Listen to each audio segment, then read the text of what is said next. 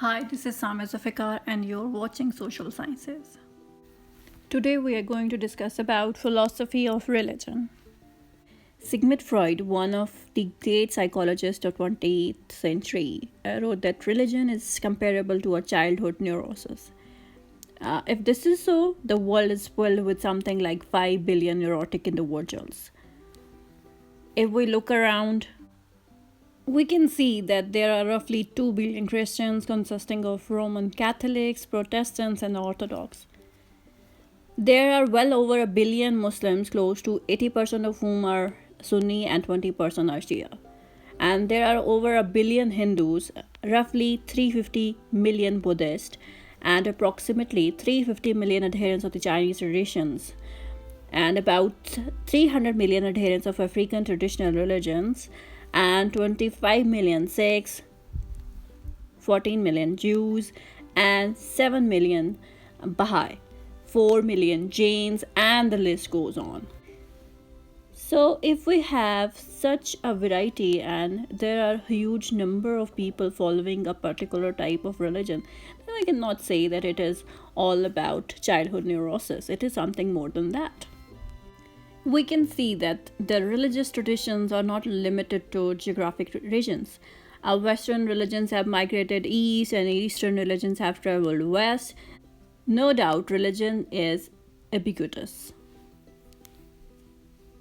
However, it is difficult to define religion because no single definition can capture the multi-dimension of religion. Central to some religions is a personal God and other spiritual entities. For other religions, there is no God or spirits at all. Some religions view the eternal personal existence of the individual in an afterlife as paramount to understanding ultimate reality and much more important than temporary earthly existence. Others see what we do in this life as fundamental, with little, if any, considerations of the hereafter. Other religions among the religions abound, but as diverse as religions are, several components seem to be central to the world religions. A system of belief, the breaking in of transcendent reality, and human attitude of ultimate concern, meaning, and purpose. Philosophy of religion is the branch of philosophy that is concerned with the philosophical study of religion, including arguments over the nature and existence of God, religious languages, miracles, prayer, and the problem of evil and the relationship between religion and other value systems such as science and ethics. Philosophy of religion is often regarded as part of metaphysics, especially insofar as it is interested in understanding what it is for something to exist. Although, arguably, it also touches on issues commonly dealt with in epistemology, ethics, logic, and the philosophy of language as well. There are a variety of beliefs held by the religions or by religious people. The monotheistic religions, for example, asserts that a personal God exists and that God is good. Buddhists maintain that the Four Noble Truths provide a path to enlightenment.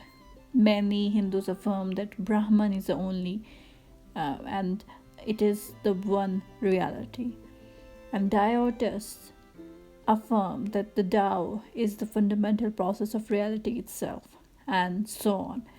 Most religious adherents consider the central claim of their religion to be true. But an important philosophical question is whether these religious claims are true or false in the same way that others' claims, such as scientific ones, are true or false. There are two very different positions taken by philosophers of religion with respect to the concept of truth in religious discourse, that is, realism and non-realism. Probably the vast majority of religion's adherents are religious realists. That is, most religious adherents hold that their beliefs are about what really exists, independent of the human being who are having those beliefs.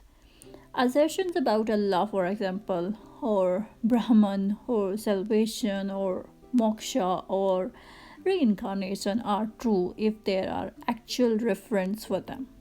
Thus, for Muslims, the claim that Allah is the one true God is true if, in fact, there is a being who exists independently of human conceptual frameworks or thoughts and beliefs about Allah and is identifiable as Allah, the one true God.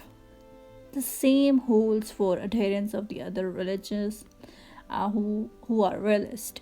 They believe that the claim of their religions have actual reference beyond their own beliefs and practices. On the other hand, we have religious non-realist in minority. While there are different forms of religious non-realism, in general, non-realists mention that religious claims are not about realities which transcend human language, concepts, and social form. Religious claims are not about something out there. For a realist, truth exists ready-made out there. For a non-realist, we are the only makers of the truth, and truth is the only current consensus among us. We cannot any longer suppose that our knowledge is validated by something wholly extra-human. In religion, the move to non-realism implies the recognition that all religious and ethical ideas are human, with a human history.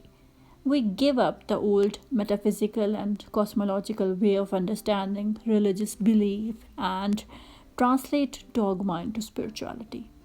So, this is all about realism and non-realism. Now it is totally up to you how you are going to define or explain religion in your own terms, in your own words. If you like this video, please like, share, and subscribe to my channel.